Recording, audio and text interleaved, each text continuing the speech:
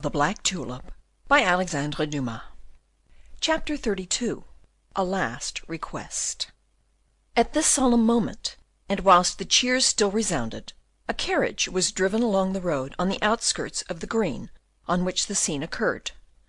It pursued its way slowly, on account of the flocks of children who were pushed out of the avenue by the crowd of men and women. This carriage, covered with dust, and creaking on its axles, the result of a long journey, enclosed the unfortunate Van Baerle, who was just beginning to get a glimpse through the open window of the scene which we have tried, with poor success no doubt, to present to the eyes of the reader. The crowd and the noise and the display of artificial and natural magnificence were as dazzling to the prisoner as a ray of light flashing suddenly into his dungeon. Notwithstanding the little readiness which his companion had shown in answering his questions concerning his fate, he ventured once more to ask the meaning of all this bustle, which at first sight seemed to be utterly disconnected with his own affairs. "What is all this, pray, Mynheer Lieutenant?" he asked of his conductor. "As you may see, sir," replied the officer, "it is a feast."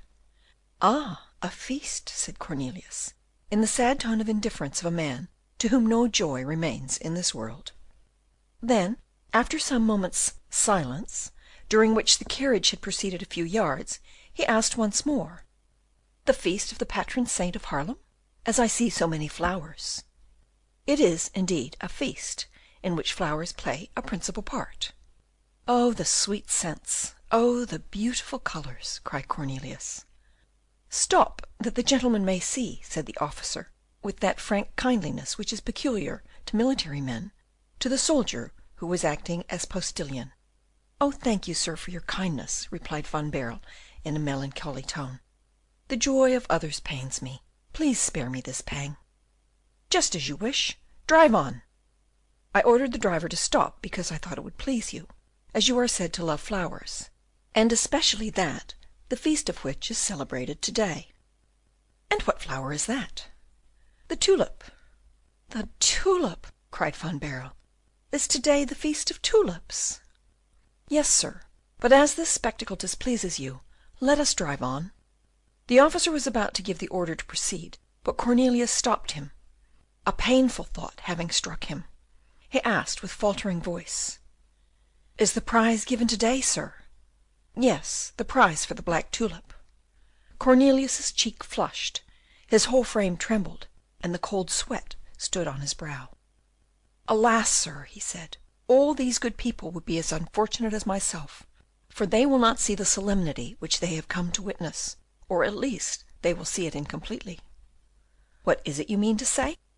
"I mean to say," replied Cornelius, throwing himself back in the carriage, "that the black tulip will not be found, except by one whom I know."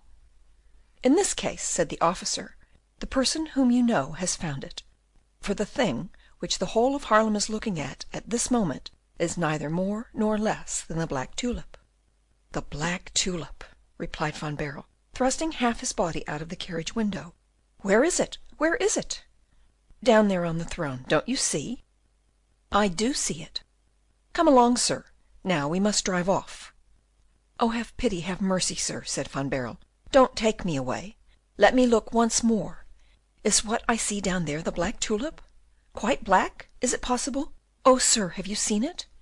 It must have specks. It must be imperfect. It must only be dyed black. Ah, if I were there, I should see it at once. Let me alight. Let me see it close, I beg of you." "Are you mad, sir? How could I allow such a thing?" "I implore you." "But you forget that you are a prisoner." "It is true, I am a prisoner, but I am a man of honour, and I promise you on my word that I will not run away. I will not attempt to escape. Only let me see the flower." "But my orders, sir, my orders!" And the officer again made the driver a sign to proceed.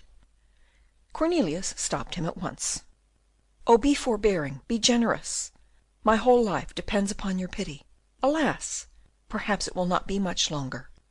You don't know, sir, what I suffer. You don't know the struggle going on in my heart and mind. For after all," Cornelius cried in despair, "if this were my tulip, if it were the one which has been stolen from Rosa, oh, I must alight, sir. I must see the flower. You may kill me afterwards if you like, but I will see it. I must see it." "Be quiet, unfortunate man, and come quickly back into the carriage, for here is the escort of his Highness the Stadtholder, and if the Prince observed any disturbance or heard any noise, it would be ruin to me as well as to you."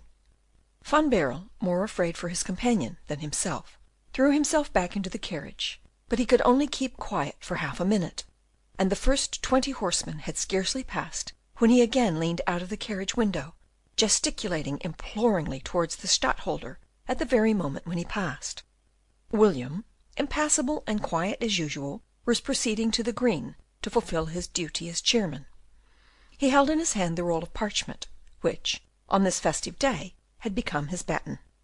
Seeing the man gesticulate with imploring mien, and perhaps also recognizing the officer who accompanied him, his Highness ordered his carriage to stop. In an instant his snorting steeds stood still, at a distance of about 6 yards from the carriage in which Van Baerle was caged. "What is this?" the Prince asked the officer, who at the first order of the Stadtholder had jumped out of the carriage and was respectfully approaching him. "Monseigneur," he cried, "this is the prisoner of state whom I have fetched from Loewestein, and whom I have brought to Haarlem according to your Highness's command." "What does he want?" "He entreats for permission to stop here for a minute." "To see the black tulip, Monseigneur," said Van Baerle, clasping his hands, "and when I have seen it, when I have seen what I desire to know, I am quite ready to die, if die I must. But in dying I shall bless your Highness's mercy for having allowed me to witness the glorification of my work." It was indeed a curious spectacle to see these two men at the windows of their several carriages, the one surrounded by his guards, and all powerful, the other a prisoner and miserable, the one going to mount a throne, the other believing himself to be on his way to the scaffold. William, looking with his cold glance on Cornelius, listened to his anxious and urgent request. Then, addressing himself to the officer, he said, "Is this person the mutinous prisoner who has attempted to kill his jailer at Loewestein?" Cornelius heaved a sigh and hung his head. His good-tempered honest face turned pale and red at the same instant. These words of the all-powerful Prince, who by some secret messenger unavailable to other mortals had already been apprised of his crime, seemed to him to forebode not only his doom, but also the refusal of his last request. He did not try to make a struggle, or to defend himself, and he presented to the Prince the affecting spectacle of despairing innocence, like that of a child, a spectacle which was fully understood and felt by the great mind and the great heart of him who observed it. "Allow the prisoner to alight, and let him see the black tulip. It is well worth being seen once." "Thank you, Monseigneur, thank you," said Cornelius, nearly swooning with joy, and staggering on the steps of his carriage. Had not the officer supported him, our poor friend would have made his thanks to his Highness prostrate on his knees with his forehead in the dust. After having granted this permission, the Prince proceeded on his way over the green amidst the most enthusiastic acclamations. He soon arrived at the platform, and the thunder of cannon shook the air. Chapter 32.